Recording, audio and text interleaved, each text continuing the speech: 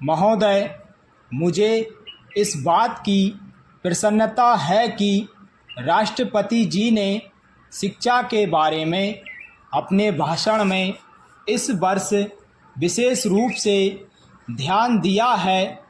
हमें दुख के साथ यह स्वीकार करना चाहिए कि आज़ादी के बाद शिक्षा में जितना सुधार होना चाहिए था वह नहीं हो सका है।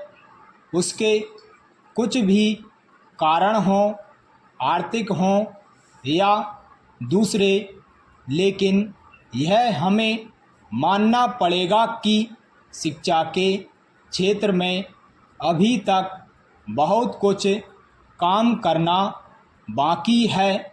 शिक्षा आयोग की रिपोर्ट में जो सिफारिशें हैं उनको तुरंत अमल में लाया जाना चाहिए था, परंतु ऐसा नहीं किया गया।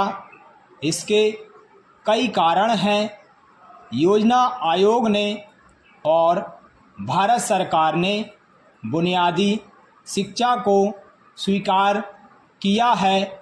मैं यह कहना चाहता हूँ कि अब वह समय नहीं रहा जब कि बुनियादी शिक्षा को केवल कुछ ही क्षेत्रों में चलाया जाए, कुछ ही बेसिक स्कूल खोले जाएं और बाकी स्कूल पुराने ढंग से चलते रहें। भले ही हम उस तरह से शिक्षा ना चला सकें जिस तरह से सेवाग्राम में चलती रही है, फिर भी जो उसका बुनियादी सिद्धांत है कि उत्पादन के द्वारा शिक्षा देना, उसको संसार के शिक्षा शास्त्री आज मानते हैं। पैरा आज स्कूलों कॉलेजों की शिक्षा अच्छी नहीं है। यह सभी जानते हैं कि आज की शिक्षा बच्चों को बेकार बना रही है।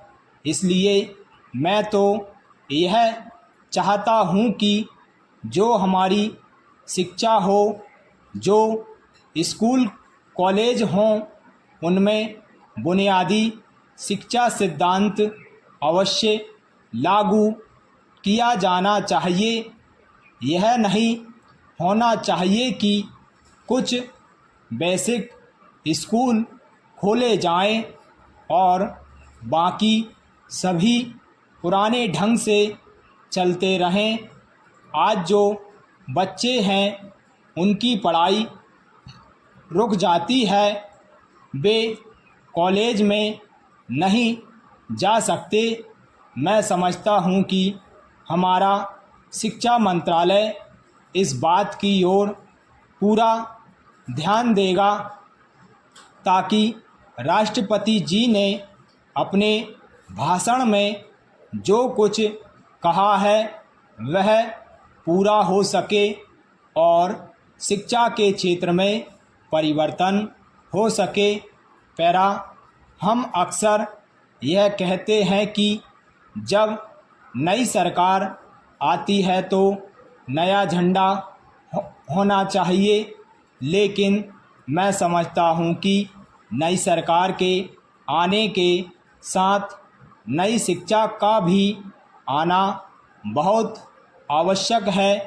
राष्ट्रपति जी के भाषण में दलित जातियों के बारे में भी जिक्र किया गया है। मैं उसको बहुत महत्वपूर्ण मानता हूँ।